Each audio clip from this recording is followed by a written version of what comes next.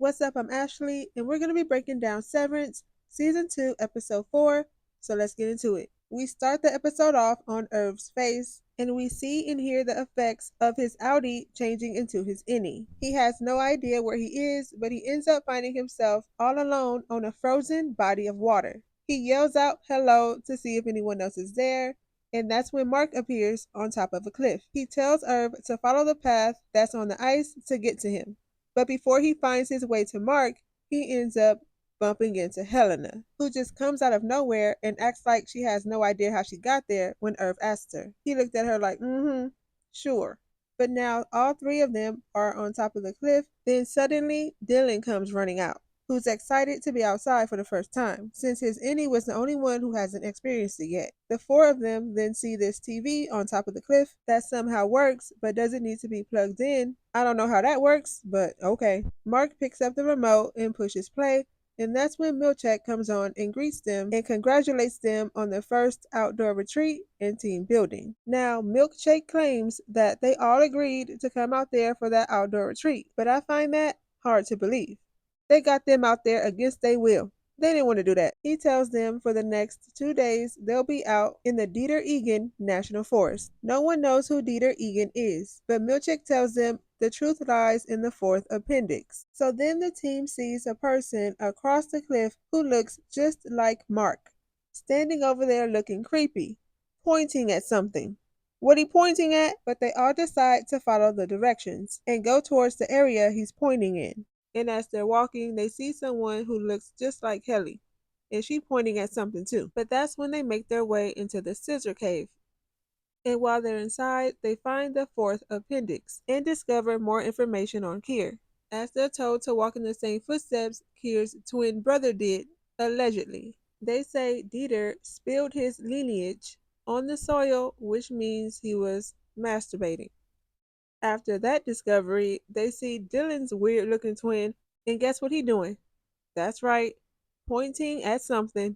But if you notice, his twin don't look exactly like him. He look a little off. Also, while Mark and Helena are talking, Irv is noticing that something just ain't right with her. Something off, but he just can't put his finger on it. So Irv tells Mark he thinks Helena is lying about what her outie saw. She didn't see no night gardener. He tells her he's not noticing that she's lying because he has feelings for her. Mark basically tells him he's tripping and she's not lying. Then they come across this dead seal, and Irv suggests that they eat it because they don't know when their next meal's gonna be. And I'm like, wow, that's impulsive. You just got there. Then they get into this argument when Mark mentions the bad experience Irv's outie had the last time he was outside. Irv said, who said I had a bad experience? Then looks at Dylan and says, what did you tell him about me? Dylan's like, nothing.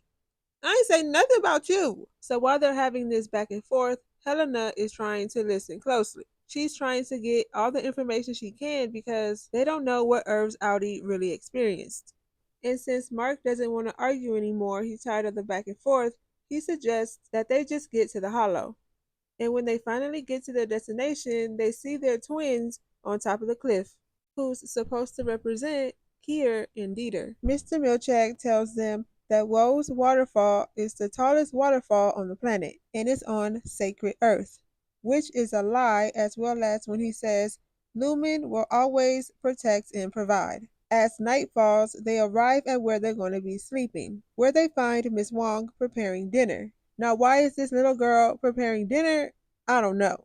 But at least Irv doesn't have to worry about eating that seal. Milchek tells them all about the amenities, the 4-ply toilet paper, and how they're going to have marshmallows later on, and introduces them to fire for the first time with these torches that provide light and safety. As they're getting ready for bed, which reminds me that this is the first time that the innies are allowed to sleep, Helena walks inside Irv's tent with a gift of a snow seal and tells him that he can eat it if he gets hungry later on. And this is all referring back to when Irv said we should eat this seal because we don't know when we're going to get our next meal. But Irv's not feeling it. He don't care about none of that. And he asked her one more time, what did your outie see?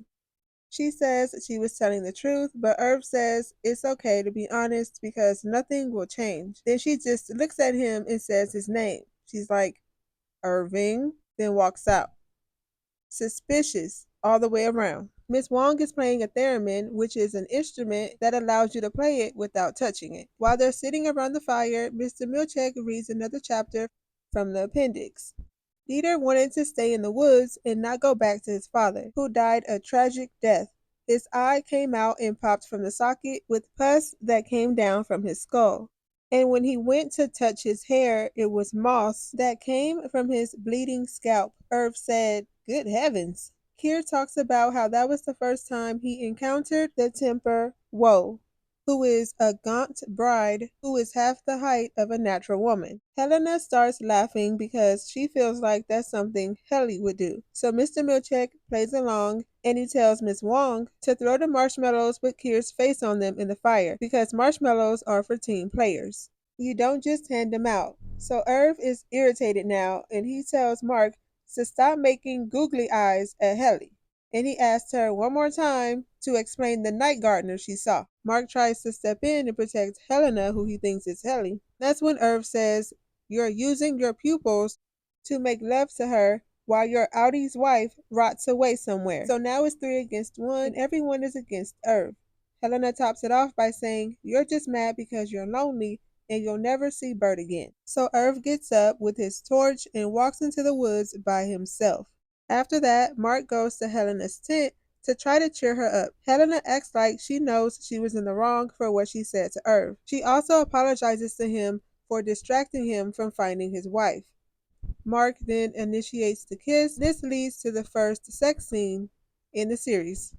It would be insane if Helena ends up pregnant with Mark's baby. Now, during this sex scene, we see Irv lost in the woods and he's calling out for Miss Wong and Mr. Milchek. But his torch ends up going out and he ends up falling down. Then he decides just to go to sleep on this rock. We go back to Helena and Mark, where Helena tells Mark she's ashamed of who she was on the outside. But Mark tells her he doesn't care about who she was. But then his reintegration kicks in, and that makes his wife Gemma appears in Helena's place for just a second. We go back to Irv, who's having a dream, and he sees himself back at work at his MDR station. As he goes to sit down, there's moths covering the computer screen. Then when he turns his head, he sees the Woe bride from the story. Bert then pulls the divider down and smiles at Irv. Then when he looks back at the screen, the letters spell out Egan in the shape of what looks to be Helena's face. This could be a message being sent to Irv in his dream, letting him know that that's really Helena. But then all of a sudden, the Woe bride pops up behind him, scaring him and waking him up. He then rushes back to the campsite where Mark has discovered Helena is gone and Dylan saying that Irv is gone too. Helena snuck away to go look at the waterfall. And this is where Irv ends up finding her. He tells her, "What you said to me last night was cruel, and Helly was never cruel. So if you're not her, then who are you? Who would have the power to send their Audi to the severed floor?" She says, "I'm sorry," and that's when Irving grabs her by the coat and starts yelling out Mr. Milchick's name. Milchick hears this and he starts running towards them, but Irv is dragging Helena all the way to Mr. Milchick. Irv is yelling at Mr. Milchick, saying, "Turn her back, she's an Audi." Everyone's yelling at Irv to stop. Milchick is saying, "You stop right now." But Irv continues to put her head under the water. He's yelling out, "She's a mole, I'm gonna kill her. She's not Helly, she's an Egan." And he just continues to put her head under the water. When he finally lets her up, Helena says, "Just do it, Seth." Irv said, "Yeah, just do it, Seth." Milchick gets on the walkie and tells someone to remove the glass go block now. That's when we see the switch from Helena to Helly, and as that happens, we hear the elevator ding go off, letting us know that that's now Helly. Helly don't know what's going on. She don't know where she's at. Irv and Mark comfort her while Dylan is apologizing to Irv for not believing him. Milchek tells him that he has threatened collegial murder, which only leads to permanent and immediate dismissal, and tells him his Audi will be notified. When Irv tells Dylan to hang in there, I believe it's referring back to when Dylan was holding down the switches. This is his way of telling him to not give up and to find out the truth. So then Milchick tells Irv to turn around and keep walking. He tells him his workspace will be discarded and all his personal items will be thrown in the trash. It'll be as though you never even existed and never laid not one breath on this earth. May Kier's mercy follow you into the eternal dark. Gets on the walkie and says, now. And that's supposed to be the end of Irving B. But I'm pretty sure we haven't seen the last of Irv. I won't be surprised if he's doing the integrated process as well. Plus, we do know his Audi has been trying to figure out what Lumen has been up to outside of work, so Irv is definitely up to something, and this is not the last we're going to see him. But let me know your thoughts on this episode down in the comments so we can talk about it.